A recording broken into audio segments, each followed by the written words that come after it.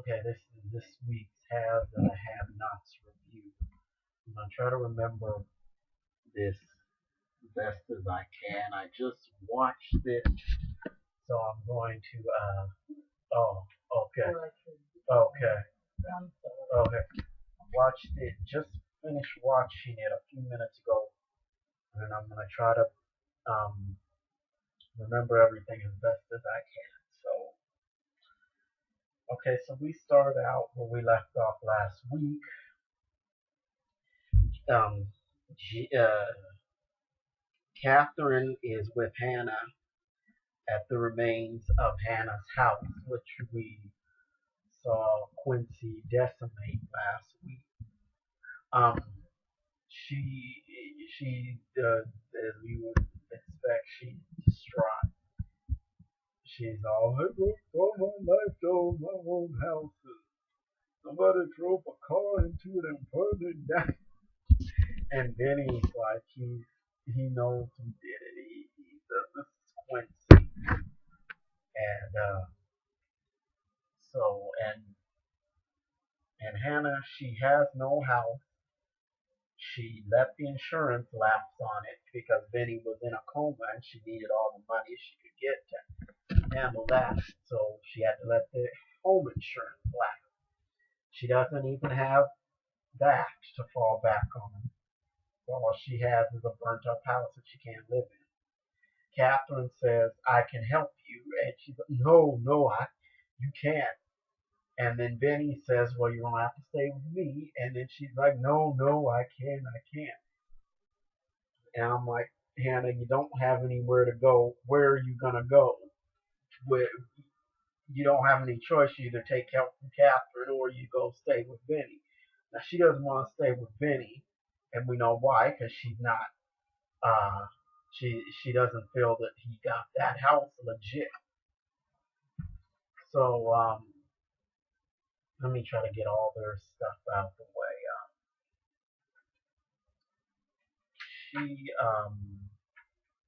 She at they have their scenes at the end, but since I can remember everything better if I go by who had scenes, I'll do it like this. So at the end, Benny has convinced her to come back to his house, and she's still crying about her house, and she's trying to figure out who did it, and Benny knows it was Quincy. I mean, nobody else is crazy enough to do that but Quincy. But then Hannah starts saying, this is Candace, this is Candace. She knew I could provide a stable home for her child, and she did this. And Benny's like, you think Candace would really do this? And she's all like, I don't know what she'll do.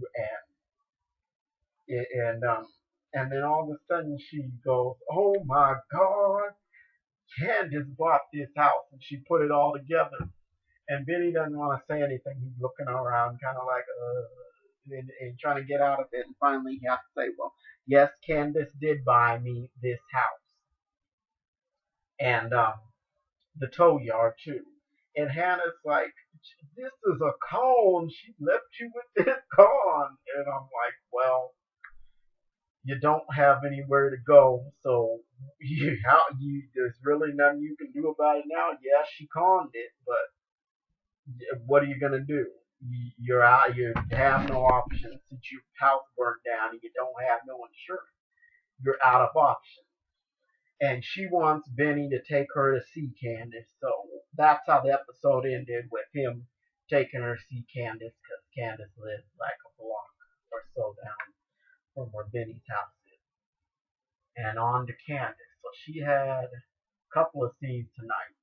First one was at her house, and the delivery man comes to her door, and there's a whole bunch of delivery men bringing these flowers in. Uh, and they're from Oscar, and he's still being really over the top. He's doing too much. Something's wrong with him, and we're gonna find out exactly what it is next week. I guarantee you that, because it's the season finale. So we'll find out what he really is up to. So their scenes have been so similar, so saccharine. But the main part of what we're supposed to get from our scene is this Candace has let her guard down. She had not done that with anybody throughout the previous season. First time she let her down, guard down, and after that, I think Jeffrey stops by and she tells Jeffrey, "Well, I have 3 bedrooms. I want you to move in with me," and he's being reluctant and all that. And I'm like, "Jeffrey, where are you gonna go? You don't have a job. Your mother shut down all your bank accounts. You don't want your father to give you any money. You need somewhere to stay, um, so you can get on your feet and get a job and all that." So he finally says yes. So Candace, she goes to look for Benny. Now she goes to the tow yard to find him because Benny had been returning her calls because he was feeling uh, kind of he was feeling hoodwinked that she had tricked him with this lie about having a job at a law firm. So once they get to the tow yard, Jeffrey sees the car. This is the car that Wyatt that Wyatt hit Benny and that kid with in the first season. At the end of the first season, Jeffrey sees it. At first, he's not sure that's it, and he keeps looking at it, and he's like, "Oh yeah, that's it." And so Candace wants to go, so he leaves, and yeah, so he leaves with Candace. So when they get to the hospital, he calls Wyatt and says, "Well, I found the car." Well, before that, Wyatt had been talking to the DA, and she said she was like, she's ready to get Wyatt's parents and the Harringtons. She was like, "I know what happened to you. I know you were in jail, and they put that prisoner Toxic in there. I know Veronica represented him.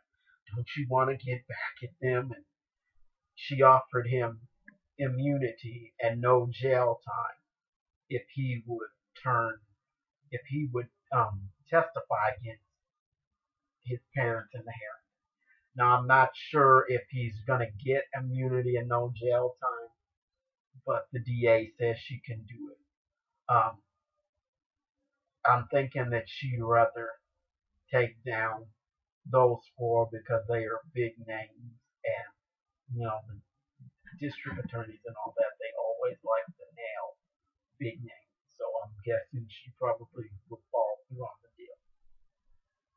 And while the whole time while I was telling the DA, um, he's trying to make sure nobody hears him.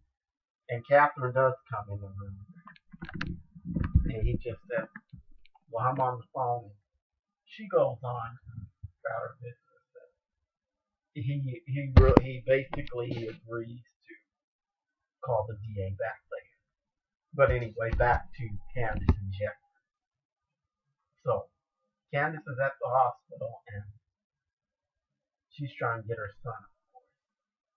Now she shows the child welfare worker. She shows CPS her bank account on her phone. Well, look, the money's there. It hit in my account. I've got it. So CPS asks her, "Do you want to see your son?" And before that, Candace looked around and saw all the police, and CPS had told her, "Well, your son's father was here, and he's a scary guy." And so I think Candace messed up things for herself here because immediately she says, "Well, I have to go." CPS says, "Don't you want to see your son? He's been asking for you and your mother." And she really messed up there by leaving because she's afraid of Quincy, and um, she just didn't want to be anywhere around it. CPS took that to mean as, oh, she doesn't care about the boy. She had something more important to do. And CPS, the judge left it up to CPS. And the CPS worker, her boss was there, and she saw what happened with Candace, and she's agreeing, well, she doesn't care about the child, and they think the grandmother is a better fit. But little do they know that the grandmother is not a better fit because her house is burnt to the ground. She ain't got no house. So how's she supposed to take care of the child if she's got no house? Um, that took her out of contention to get him. So I don't know what's gonna happen. The kid may end up in the system. Um, so where else did we go? Okay, so Jim and David and Maggie and Veronica. So Maggie rewrote Jim's speech for dropping out. He's saying, "Don't count me out" and all that. And Maggie's just telling him, "You know what? Your phone numbers are in the toilet. You're done. You're done." So she goes to talk to David, and she wants to convince David to run for governor. She shows him this flyer that she had printed up. She wrote a speech for him to just distance himself from Jim and put himself into the ring. He's saying, "No, Jim's my friend." And Dave is an idiot because he has this. He tries to do right by people who just were ready to throw him under the bus. Um, Jim choked Veronica, and while she kind of brought that on herself, at first I'm like saying, David, you were angry at Jim for that. Now you're trying to be loyal to him by not running for governor. I mean, that made no sense to me. And so he's still thinking that Veronica is, that she's doing right by him. He's saying she's been faithful, and I said she's not been. She told you to your face that she was not. And you didn't believe her. You thought she was kidding. And I said, and it's bad enough she tried to kill you at the end of the last season and admitted to it when it came back this season. So, okay, David's stupid. That's the extent of what it is. So, Maggie goes over to see Veronica, and Veronica's like, "What are you doing here? You can't come in here." So Maggie, like a crazy person, walks into Veronica's house, and I said, "Well, she's crazy. She could kill you." And Veronica says as much. She said, "There are no witnesses here."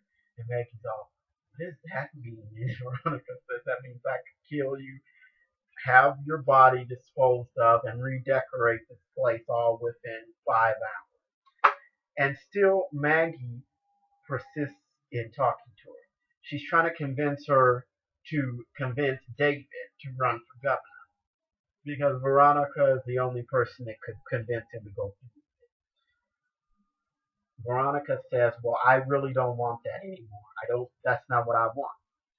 And Maggie, she keeps pressing, and Veronica wants her gone, and so they go back and forth, and finally, okay, wait, no, Maggie showed her the documents or the pictures she has of her out carrying on with Benny, and Maggie's like, "You're out carrying on with some 28-year-old, and Veronica's like 23-year-old, as if that made it better." Okay, I said that's actually worse than.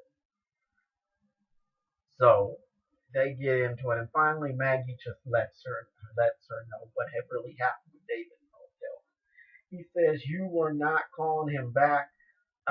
He came to my hotel room," and she said, "Well, nothing else happened. He wasn't going to do anything else." And Maggie goes into this whole speech about how she is into David, and it was just, she just went into detail talking about she wants to get him out his clothes and all this stuff. It was just like, and I said, "Maggie, you're saying too much."